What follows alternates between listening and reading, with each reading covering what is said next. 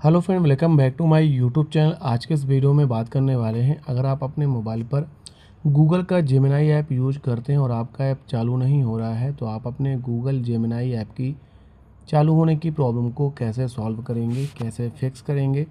आज के इस वीडियो में आपको यही बताने वाला हूँ। बस आपसे रिक्वेस्ट है इस वीडियो को पूरा देखें, तभी आप अपने गूगल जेमिनी ऐप की चालू होने की प्रॉब्लम को सॉल्व कर पाएंगे, फिक्स कर पाएंगे।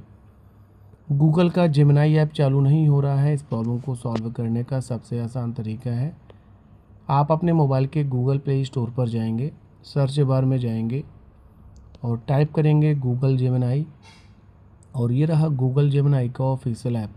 आपको अपने गूगल जेमिनी ऐप को अपडेट में क्लिक करके अपडेट करना है। अपडेट करने से बहुत सारे लेटेस्ट फीचर और बहुत सारे एरर सॉल्व हो जाते हैं। अपडेट कंप्लीट होने के बाद अपने फ़ोन को रिस्टार्ट करेंगे और आपके गूगल जेमिनी ऐप की चालू होने की प्रॉब्लम सॉल्व हो जाएगी।